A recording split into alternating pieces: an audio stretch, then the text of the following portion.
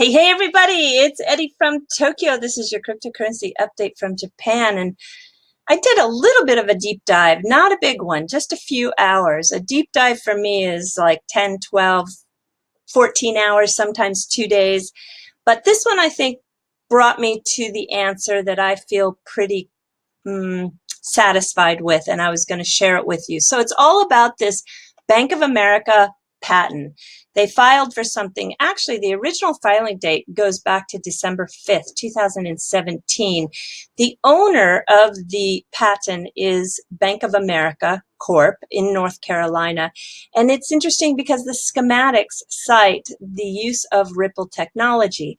And it's very, very curious because in the actual abstract, it is telling us that the reason for this patent is to improve the settlement of transactions among institutions. So, I just am not that technical. I can follow along and I can learn, but it's not my forte. So if you want kind of a breakdown of the deciphering of the technology, I think you should watch Sam. He did a great video on this. He is To the Lifeboats on YouTube. But I took a slightly different approach. I wanted to see if I could get any clues to this by researching the inventors. So there are two people that are cited here, Brandon Matthew Castanga and Beth Ann Warner. Beth Ann, her digital footprint is 0. I don't know how she does it or what she does to keep it that way, but she's very difficult to find anything on. Brandon is a little bit easier. He is a busy guy when it comes to blockchain and patents. He's got a lot of them, and some of his patents go all the way back to 2011 with Bank of America, all pretty much in the area of blockchain. And when you find him on his Twitter page, it's not hard either. You can see that he loves technology, he loves music, and he loves creativity. 99% of his tweets, maybe 99.9% of his tweets, are about the band Phish. So he is a Phish head. And if you don't know what that means, Phish is a very interesting band that was formed back in 1983, I think it was. They took a little bit of a break, but they are back playing again, and they have the most unique, loyal fan base, a lot like those that used to follow the Grateful Dead. Now, don't get mad at me if you're a Phish head that I compared you to the fan base of Grateful Dead. It's just that you are very loyal, and it's not uncommon for a Phish head to have seen Phish live 150 times in almost all unique locations. So the reason why, and I can understand it, this is a jam band that does improvisation, and it will never be the same concert twice. They cross many, many genres of music, so you can't put them in a box. I think that if you're interested in music and haven't discovered them, you should give it a listen to. I think your world will open up to a brand new world with Phish. It's a very, very I think, great band. So anyway, he's a Phish head. You can also see that back in 2012, he did do a tweet about B of A, but not really a lot about work. He did build a custom PC back in March. He travels a lot. I think his traveling is for business, but, we can't tell. He also posted an article about 135 million reasons to believe in blockchain. So he is a believer in blockchain. He follows people like Charlie Lee, a lot of Ethereum projects. He follows Ripple. He also tends to lean towards a lot of BTC maxis. Anyway, he's a crypto guy for sure. Well, I didn't just run into a dead end with his Twitter site. What he did lead me to was a brand new July 2019 paper by the IMF called The Rise of Digital Money. Now, I knew that if he provided a link to this paper, because he almost never puts anything out about technology, this spoke to him. This paper has something in it that is very important. And so I think that it is worth really looking at carefully. This is actually, to give you just a quick summary, and then I'll put a link to the 20 pages in the description below. It's a launch of a new IMF series that is going to be all about the digital money. The paper was published on July 15th, and it is looking at how we should think about digital money and what are the implications to the banking sector. It also cites that central banks will play an important role in molding the future. The paper organizes it into 4 parts. The first part is the different models of digital money. That's interesting. I thought that was an interesting portion. The second part is the adoption, which seems to be extremely rapid, and they say it is here to stay. The third part is the impact it's having on banking, and the fourth part is how central banks might respond. So how technology companies are stepping up competition to large banks and credit card companies is definitely the focus. And you can read about the benefits. This is from the author's point of view, the benefits, the risk, the regulatory issues, the creation of new monopolies, the threat to weaker currencies, which is interesting, and of course, stability. So again, I'll put the link to it. So it wasn't a total dead end. But what it did then get me to do was look at what was going on with the monetary authority in Singapore and B of A. And what it did bring me to is a project that actually started in December 2016. And this is an article about that because they formally made an announcement on March 9th, 2017. It is a white paper that reveals the partnerships behind this project. It's 44 pages long, and it is a project called UBean, and it strides towards tokenizing the Singapore dollar using distributed ledger technology. Specifically, the white paper explains how lessons learned by R3 during the similar effort with Canada, called that Project Jasper. I think a lot of us are familiar with that, and how it was employed to build on the Ethereum-based prototype. Okay, so I felt like, oh, okay, we're getting close. This is the Monetary Authority of Singapore, and they are digitizing the Singapore dollar. So I followed that link. Let me just tell you. So here is the link to the announcement. Well, as you can see, that announcement has been removed. Well, I don't stop easily. So I use my good old Wayback Machine, and oh my gosh, it's removed from there too. I thought, okay, now you really got me going. I don't quit that easy.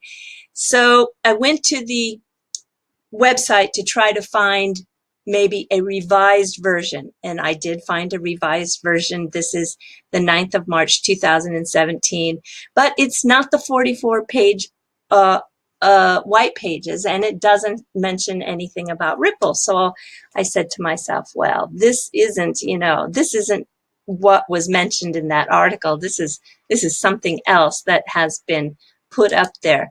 So I went back to my favorite Wayback Machine, and I refined the search to previous years, and I found it. So this is from 2017. This is the 44 pages. This is the Monetary Authority of Singapore. It is a project that was written by Deloitte, just like that last article said.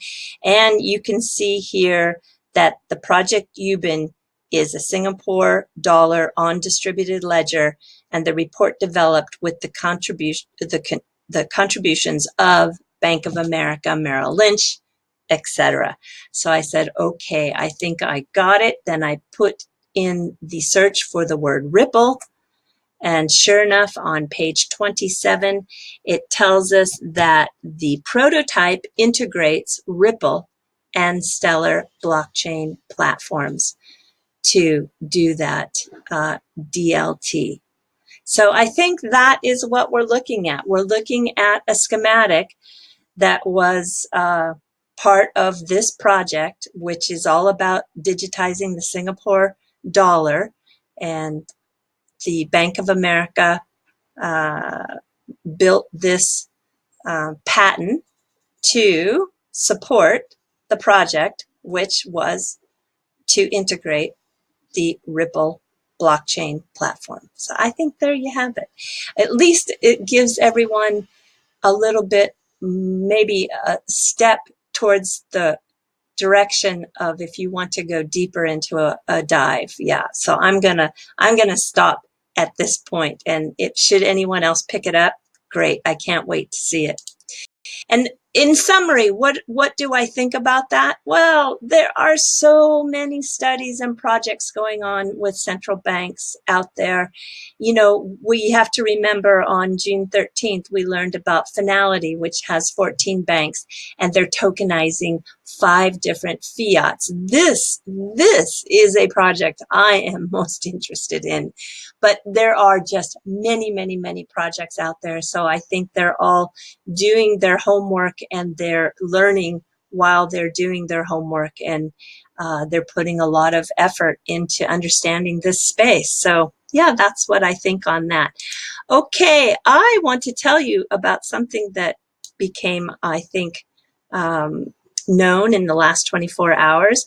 This is a tweet from Weezy Win, but I actually the way I learned about it was from Hodor's blog. So Hodor puts his blogs out usually on Mondays. This is his blog from today. And you can see that there is some exciting news that Weezy has to announce, and that is regarding a new XRP Community Fund. Drum roll, please, as he writes. The XRP Community Fund will be an official foundation registered in the Netherlands, and it is been created, well, it's been created from bug bounties from exchanges and other XRP ecosystem stakeholders. And they are going to formalize this process and establish a more permanent organization to oversee what could be material amounts of community investment in the future. A small group based in the Netherlands has decided to found this nonprofit to help administer the fund and to provide a central community organization that can coordinate and channel community-based development on the XRP ledger. Weezy Wind, you are just the best. And you can see the nonprofit board members, if you will, which have voting rights, are here. I think I know everybody, but except for the second person. I just don't know who Mr. HBD is. I should have checked before I did this video, and I probably am going to look really silly. I'm sorry. If I probably do know, but I just don't know off the top of my head. But there's Weezy Win. Tom Kuster, of course, is in the Netherlands. This is Hamilton, Hammertoe, but it's, oh gosh, his first name escapes me. Really smart, very, very up to snuff on all the technicals of the Interledger protocol. There's Bob Way. Really happy to see Bob Way there because I know that he's had some challenges with his health recently, so wonderful to see his name there. Cinna Apple Fund, this is the other monetized content for possible videos in the future. There's Tiffany and there's Hodor. So yeah, you know, I feel so silly not knowing who this is and feeling bad that I didn't check who this is in the beginning. Let's just see if I can see who this is. This is, who is this? Mr. H. He is, oh, he runs the Discord channel. Wow, he got really up high there.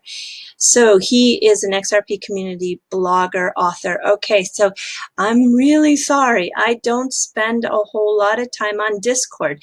Not because I don't want to. It's because, oh my gosh, I feel like I don't have any time as it is.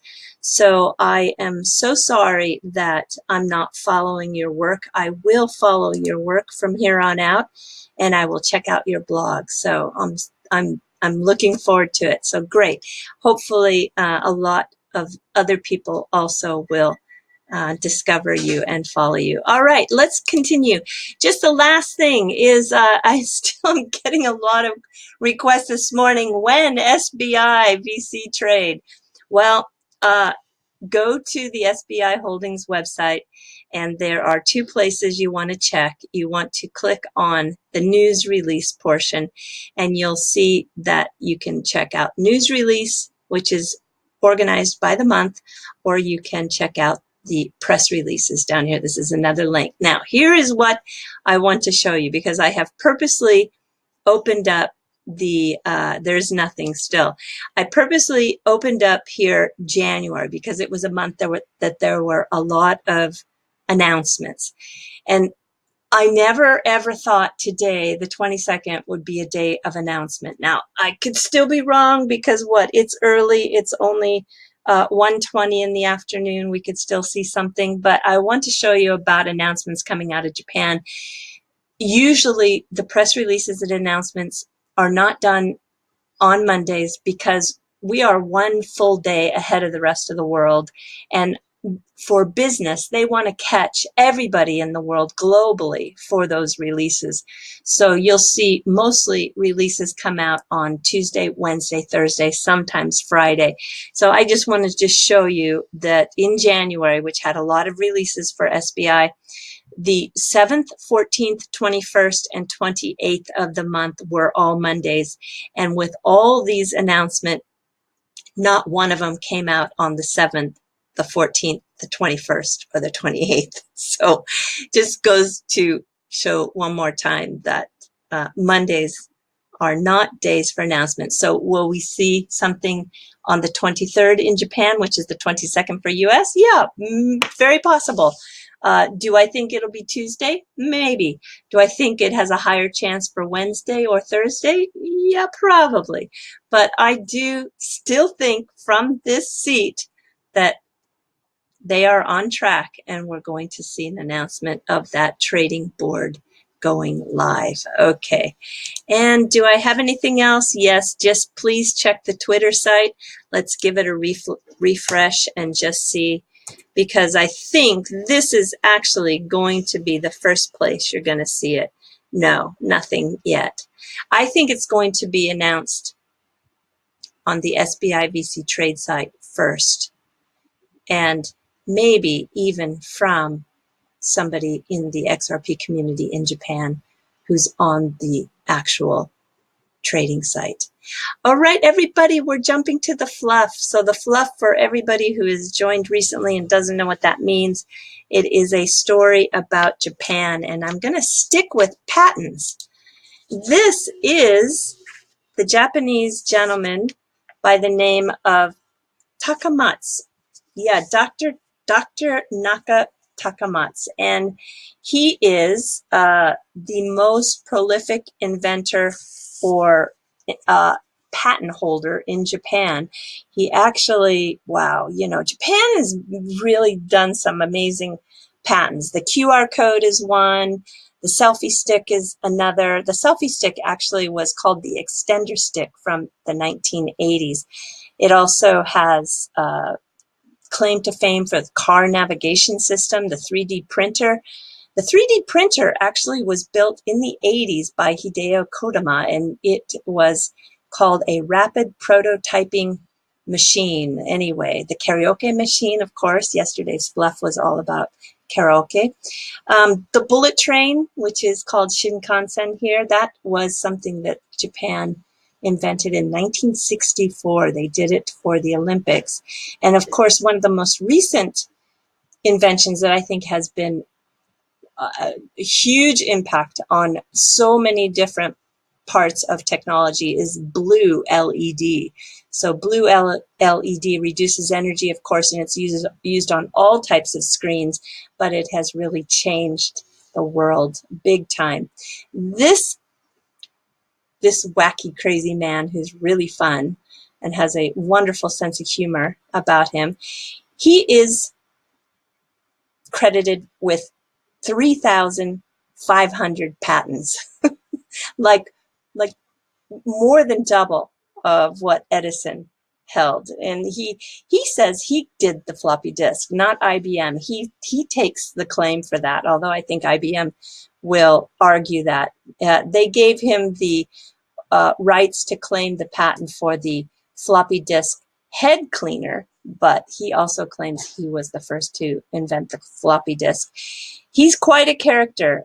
He sleeps only 4 hours a day max, and he takes a picture of every meal. He's done that for the last 30 years. He is the recipient of the Nobel Prize from 2005. He's 91 years old today. He's still full of energy. He believes he's going to live to the age of 143. And there was a very good short documentary done on him this year in March. I'll put a link to it in the comment section below.